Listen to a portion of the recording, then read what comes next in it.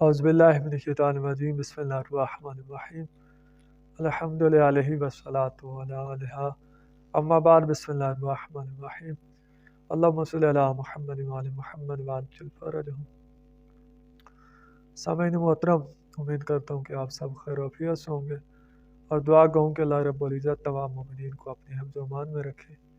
سامعین محترم، سب سے پہلے تو حمد ہے اس پروردگار کی جس نے ہمیں انسان بنایا اور انسان بنانے کے بعد محمد وآل محمد کا محب بنایا۔ سامعین محترم، جیسا کہ آپ کو پتہ ہے کہ میں مسلسل اہل سنت کے علماء کرام پر سوالات کر رہا ہوں اور یہ سلسلہ انشاءاللہ ایام فاطمہ میں جاری و ساری رہے گا۔ اگر ہمارے سوال ختم نہیں ہوتے تو پھر ایام فاطمہ کے بعد بھی یہ سلسلہ جاری و ساری رہے گا۔ کیوں سوال کر رہا ہوں، اس کی علت، اس کی تعلیل میں نے اپنی پہلی ویڈیو میں بتا دی تھی، تو جس وجہ سے ضرورت پیش آئی کہ ہمیں بھی سوال کرنے چاہیے، تو یہ ہم انشاءاللہ کرتے رہیں گے۔ تو آج جس حوالے سے میں سوال بنا کے لے آیا ہوں وہ یہ ہے کہ جب بھی فدا کے حوالے سے اہل سنت کے علماء سے بات کی جاتی تو وہ کبھی کہتے ہیں کہ انبیاء کی میراث نہیں ہوتی، کبھی کہتے ہیں کہ فدا جو ہے رسول خدا کی ملکیت نہیں تھا۔ اس طرح کی وائیں بائیں شائیں کر کے جواب دینے کی ناکام کوشش کرتے ہیں۔ وہ حضرت ابوبکر کو سچا ثابت کرنے کی بہت کوشش کرتے ہیں، مگر تاریخ تو گواہ ہے کہ حقیقت کیا ہے اور حقیقت کس کے ساتھ ہے۔ تو آج جو ہمارا سوال ہے وہ پہلا یہ ہے کہ اگر رسول خدا کا ذاتی ملکیت نہیں تھا فدا، تو انہوں نے جناب سیدہ کو حبا کیوں کیا؟ اگر ذاتی ملکیت ہی نہیں تھا تو پھر حبا کیوں کیا؟ کیا ممکن ہے نعوذ باللہ من ذالک کہ رسول خدا کسی غیر کا مال اپنی شہزادی کے نام کر دیں؟ کیا رسول خدا امانت میں خیانت کر سکتے ہیں؟ یہ ہمارا سوال پہلا۔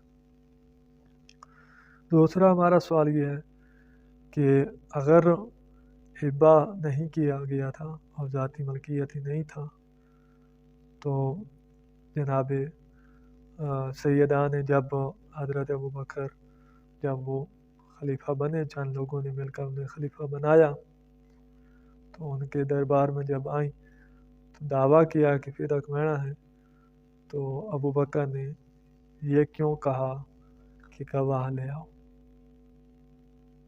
یہ کیوں کہا؟ سیدھا کہہ دیتا رسول خدا کی کوئی تو ملکیت ہی نہیں ہے۔ گواہ طلب کرنا اس بات پہ دلالت کرتا ہے کہ وہ ملکیت رسول خدا کی ملکیت سمجھتا تھا۔ خوب، اس کے علاوہ ہمارا سوال یہ ہے کہ جب سیدہ سلام اللہ علیہ کو دیکھا گیا کہ یہ اب نہیں مانتا کہ فدا کو رسول خدا نے مجھے ہبا کیا، تو جناب سیدہ نے جب یہ دیکھا تو جناب سیدہ نے اپنا دعویٰ جو ہے اس کا عنوان تبدیل کیا، تو بی بی نے یہی فرمایا کہ آپ جو ہے مجھے بابا کی میراث کے طور پہ دے دو۔ اس وقت حضرت ابوبکر نے فرمایا، کیا؟ حضرت ابوبکر نے یہی کہا کہ انبیاء کی کوئی میراث نہیں ہوتی۔ ایک جھوٹی اور قرآن اور معتبر حدیث اور عقل کے خلاف جو حدیث انہوں نے خود ساختہ بنا لی۔ تو ہمارا یہ سوال ہے کہ اگر فدا کے رسول خدا کا ذاتی ملکیت نہیں تھا تو پھر حضرت ابوبکر نے یہ کیوں نہیں کہا کہ ان کا ملکیت ہی نہیں، بلکہ یہ کیوں جھوٹی حدیث بنائی کہ انبیاء کی کوئی میراث ہی نہیں ہوتی؟ تو یہ حدیث پیش کرنا اس بات پر دلالت کرتا ہے کہ رسول خدا کا فدق ذاتی ملکیت تھی۔ اگر نہ ہوتا تو کبھی بھی یہ حدیث پیش نہ کی جاتی۔ تو آج ہمارے یہ 3 سوال یہ ہیں، انشاءاللہ سلسلہ جاری رہے گا۔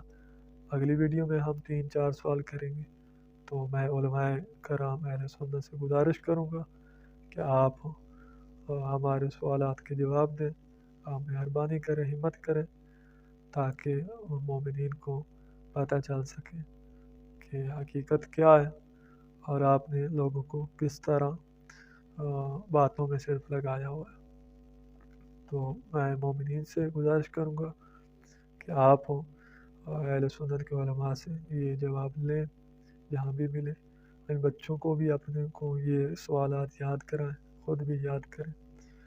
تو میں آخر میں دعا گوں کہ اللہ رب العزت تمام مومنین کو اپنی حفظ و امان میں رکھے اور ہمیں اپنی دعاؤں میں یاد رکھنا۔ بس سلام، اللہم صلی علی محمد وعلی محمد وعجل فرج۔